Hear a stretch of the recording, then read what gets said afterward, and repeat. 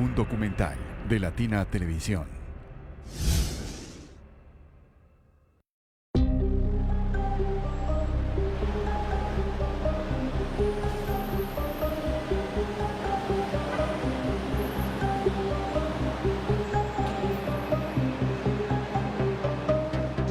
Hoy debo informar que en horas de la madrugada se ha confirmado el primer caso de infección por coronavirus COVID-19 en nuestro país, en un paciente varón de 25 años de edad con antecedentes de haber estado en España, Francia y República Checa. El Perú no estuvo preparado para enfrentar esta epidemia. Nuestra dotación de unidades de cuidados intensivos destinadas a COVID era muy baja.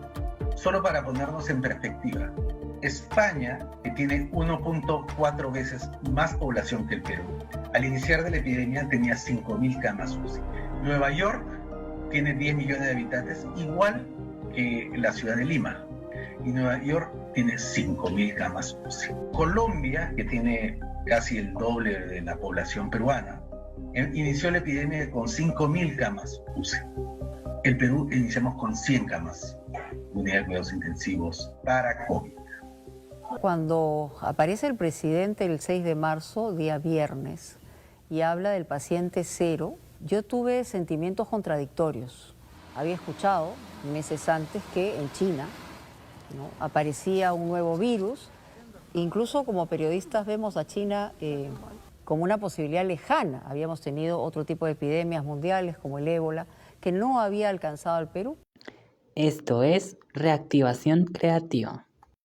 Soy Alejandro Sepúlveda, trabajo como docente en la Uniminuto y en la Universidad Pedagógica Nacional. Soy además activista político, líder sindical. La pandemia fue muy difícil en términos de asumir la virtualidad como una forma de entender el proceso pedagógico. Fue difícil en tanto que no, creo que la formación de profesionales o de la formación en educación superior tiene que ver no solamente con lo que está en el aula, sino también con todo lo que se refiere a la cultura universitaria. Y eso requiere espacios físicos, requiere contacto, requiere discusión, requiere encuentros que la pandemia nos dificultó mucho. Entonces fue muy difícil tratar de componer un poco la vida académica a partir de esos escenarios virtuales. Los sentimientos son de frustración, de decepción total, de negación también a dejarle el destino del proceso académico a la tecnología, a la virtualidad, a los procesos mediados por tecnologías, a las discusiones sin estudiantes, a los estudiantes sin rostro, a las clases sin vida. Entonces fue pues muy complejo, ¿no? En términos de lo emocional fue muy difícil y en términos de lo profesional también la sensación era de mucha incertidumbre y de desasosiego por no saber en qué iban a terminar esos procesos pedagógicos y esas relaciones que difícilmente se pueden construir por la vía del aula virtual o de la videoconferencia. También hay cosas gratas, ¿no? Entonces, pues pensar un poco que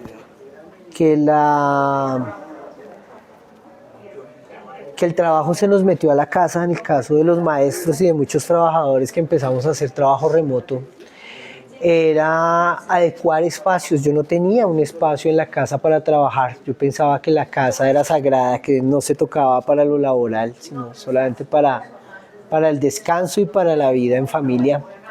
Me tocó cambiarme de casa y adaptar un espacio para eso. Yo tenía una bebita recién nacida, que hija de la pandemia por desgracia.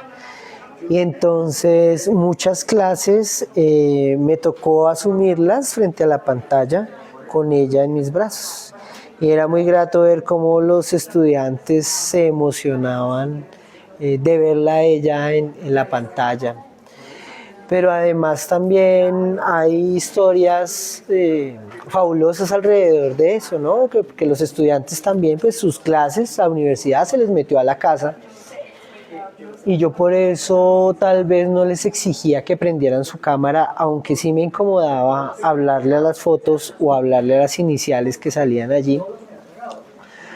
Pero una historia que me contó una estudiante ya después en la presencialidad. Yo no me acuerdo de muchos de los estudiantes que tuve en la pandemia porque no tuve contacto físico. Creo que para mí eso es muy importante, poder reconocer las corporalidades, la vida de las personas, sus nombres. Solo de esa manera creo que me relaciono de manera directa. Todavía hay estudiantes que me preguntan que cómo estoy y yo no los conozco, que no tengo ni idea quiénes son, y dicen, no se acuerda de mí, profe, usted me dio clase. Y entonces yo digo, seguro fue en la pandemia, porque si lo hubiera tenido una clase presencial, seguro me acuerdo. Me acuerdo por lo menos del rostro, de pronto no del nombre, pero sí me acuerdo del rostro de todos mis estudiantes, de la mayoría de mis estudiantes. La historia que quería contar es que alguna vez estábamos hablando, no sé, sobre la historia trágica de la violencia en Colombia, en alguna de estas clases, y una estudiante pues estaba con su familia, con su mamá en su casa, y entonces ella después de pandemia me contaba cómo su mamá y su papá estaban muy emocionados con los contenidos de la clase que estábamos desarrollando, porque ellos habían vivido procesos de violencia y les parecía una maravilla poder tener, poder compartir un espacio de clase conmigo sin que yo supiera, en el que iban aclarando cosas, pero en donde también ellos iban tejiendo sus propias historias. Y ella me contaba muy emocionada eso después de la pandemia. Entonces me parece que también fue un escenario, a pesar de que fue muy difícil, pues también logró vincular a las familias al ejercicio académico de los estudiantes, y también darle un lugar muy importante a eso que implicó no solamente trabajar, sino también estudiar, el reto que implicó estudiar en la pandemia. Entonces creo que es una anécdota bonita para contar de eso que pasó en ese momento. A pesar de que estábamos lejos, a pesar de que estábamos enfermos, a pesar de que estábamos con todas las tristezas y las incertidumbres del momento, creo que fue muy importante poder tejer la esperanza y el vínculo con los estudiantes, poder mantenerme en la idea de que íbamos a volver, de que algún día nos íbamos a volver a encontrar en los salones, en los espacios académicos y en otros, ¿no?, que vamos a poder celebrar, el poder habernos sobrepuesto de ese momento tan complejo.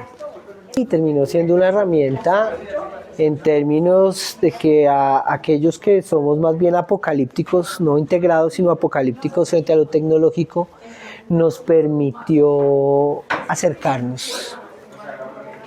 Y hoy fácilmente podemos asumir la virtualidad, el trabajo remoto, la virtualización de procesos educativos sin tanto reparo, sin tanta prevención. Entender que finalmente lo tecnológico hace parte de los procesos educativos, que no puedo seguir viviendo en una negación alrededor de eso, pero además que hay unas posibilidades increíbles, no para hacer totalmente trabajo virtual, pero sí para ir adecuando los procesos pedagógicos a momentos de incertidumbre como ese en el que vamos a tener que actuar.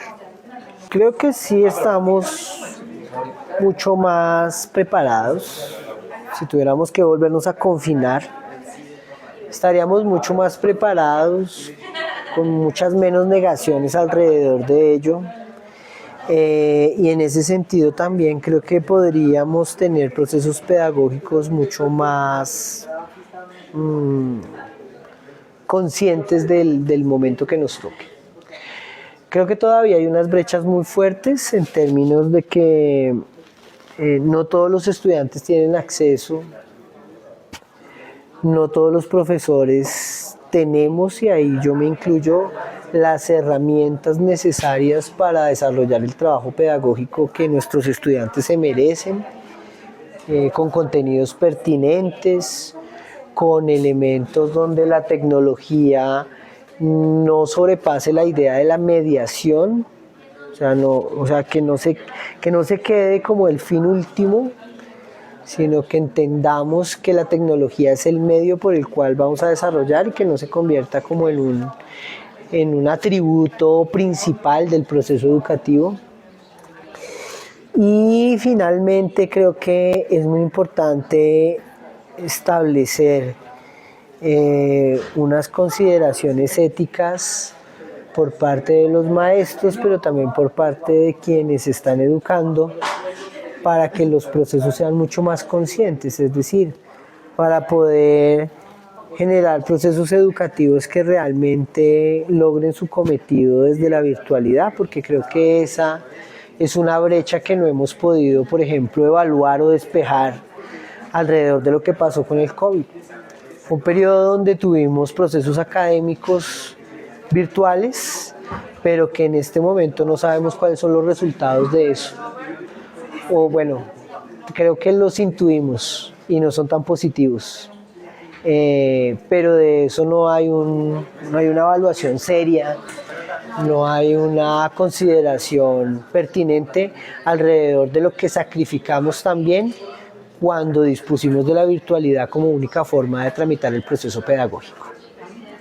Presentaciones de PowerPoint, la elaboración de videos, pero también el uso de plataformas que le permiten a uno desarrollar juegos para las clases, o el uso de las aulas virtuales para generar comunicación directa, para hacer tutorías, para establecer dinámicas de trabajo, la conformación de grupos de trabajo, y bueno, como todas las herramientas también que puede garantizar el Teams alrededor de ello, ¿no? Digamos, hay una gran variedad de herramientas que no utilizamos seguramente porque también le tenemos mucho miedo a dar el paso a lo tecnológico,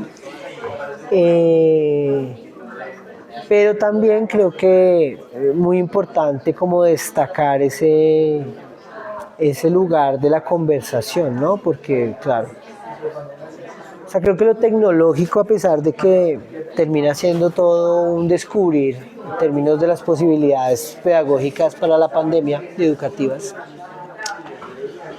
pues también habrá que considerarlas como herramienta con las limitaciones que tienen, ¿no?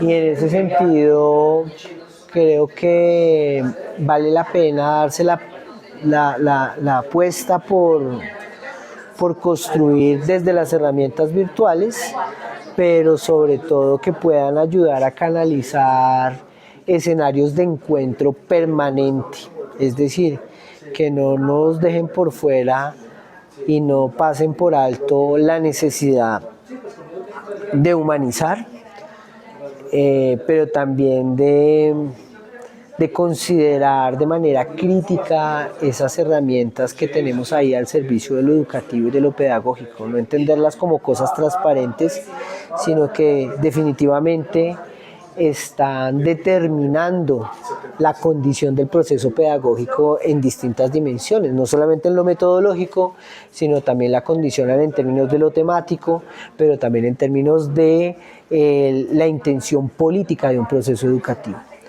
Y en ese sentido creo que hay que pensar de manera más crítica el uso de este tipo de herramientas. O sea, no es negarse a usarlas, pero también entender que eso tiene unas limitaciones para la composición de un proceso pedagógico que sea integral y que sea humanizante. Tuve como ese infortunio de perder familiares durante la pandemia, fue muy extraño. En mi familia no, pues claro, hubo familiares y amigos que estuvieron muy enfermos, pero sobrevivieron. Y en el caso de mi núcleo familiar, la familia el hogar que tenía en ese instante,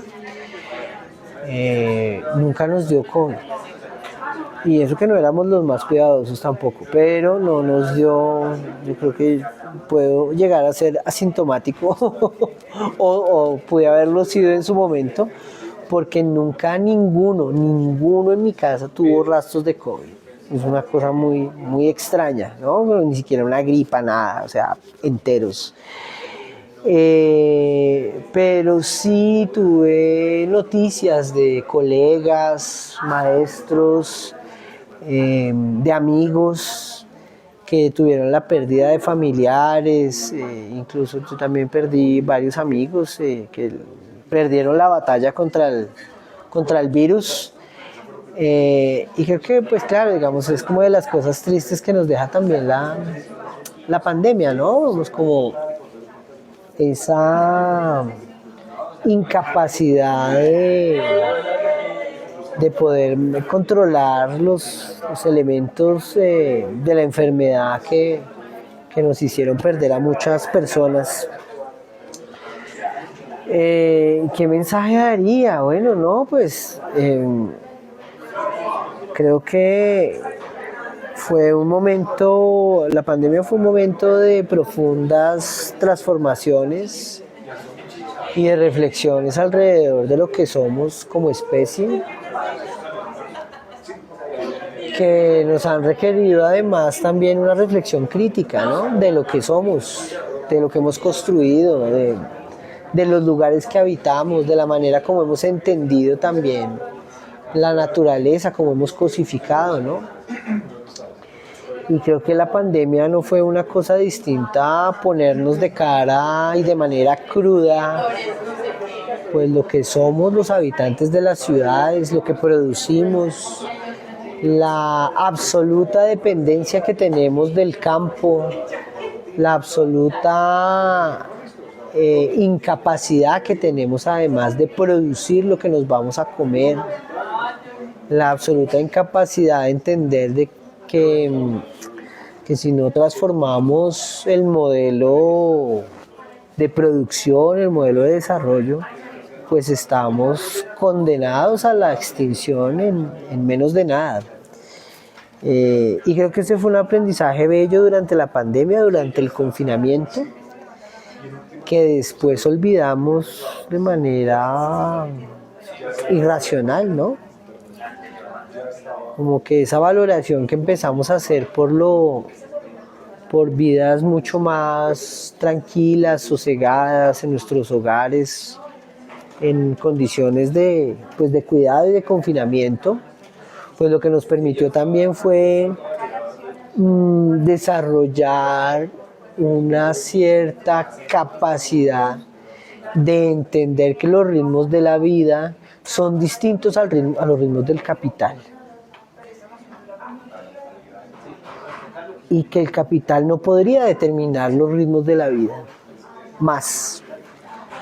Sin embargo, cuando nos vuelven a dar vía libre para salir a la calle, pues pareciera que las lecciones aprendidas se desmoronan en medio del desaforo por el consumo.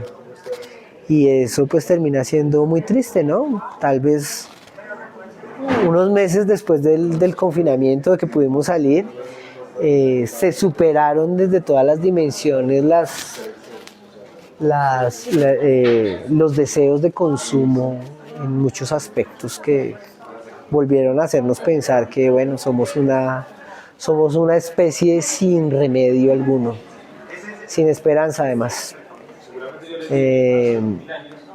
Pero bueno, creo que estamos a tiempo de repensarnos esa cosa, ¿no? Y de entender que somos profundamente vulnerables, que en cualquier momento podemos tener una condición parecida a la que sufrimos y que esto además nos tiene que permitir transformar la manera como nos relacionamos con la vida, con el planeta, entre nosotros como pares, ¿sí?